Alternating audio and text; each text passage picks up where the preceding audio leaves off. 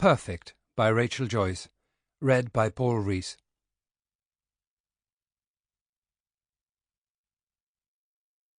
Only when the clock stops does time come to life. William Faulkner, The Sound and the Fury.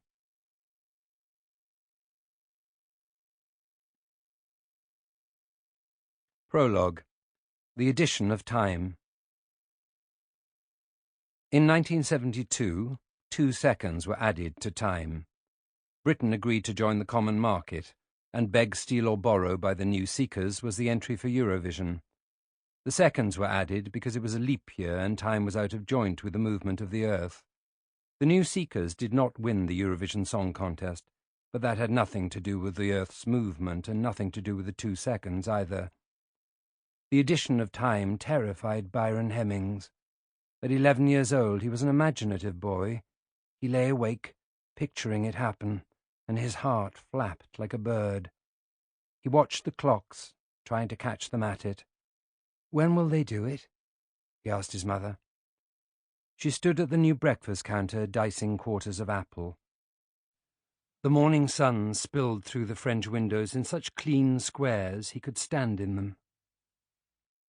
"Probably when we're asleep," she said. "Asleep? Things were even worse than he thought. Or maybe when we're awake?" He got the impression she didn't actually know. 2 seconds are nothing, she smiled. "Please drink up your sun quick." Her eyes were bright, her skirt pressed, her hair blow-dried. Byron had heard about the extra seconds from his friend, James Lowe. James was the cleverest boy Byron knew, and every day he read the Times. The addition of 2 seconds was extremely exciting, said James. First, man had put a man on the moon. Now they were going to alter time. But how could 2 seconds exist where 2 seconds had not existed before? It was like adding something that wasn't there. It wasn't safe. When Byron pointed this out, James smiled. That was progress, he said. Byron wrote 4 letters, one to his local MP, one to NASA, another to the editors of the Guinness Book of Records, and the last to Mr. Roy Castle, courtesy of the BBC. He gave them to his mother to post, assuring her they were important. He received a signed photograph of Roy Castle and a fully illustrated brochure about the Apollo 15 moon landings, but there was no reference to the 2 seconds. Within months, everything had changed, and the changes could never be put right.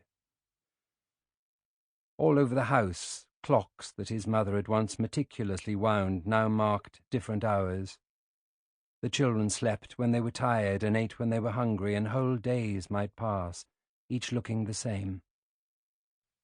So if 2 seconds had been added to a year in which a mistake was made, a mistake so sudden that without the 2 seconds it might not have happened at all, how could his mother be to blame?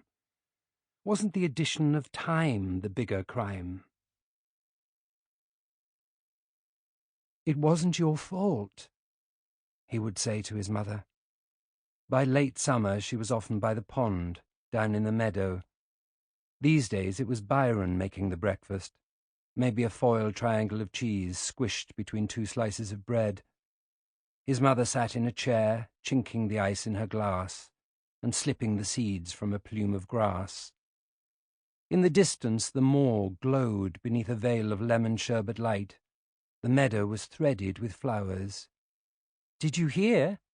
he would repeat, because she was inclined to forget she was not alone. "It's because they added time. It was an accident." She would put up her chin. She would smile. "You're a good boy. Thank you." It was all because of a small slip in time, the whole story. The repercussions were felt for years and years. Of the 2 boys, James and Byron, only one kept on course.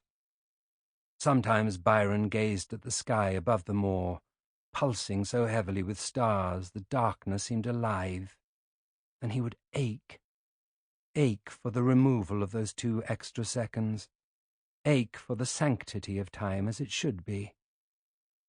If only James had never told him.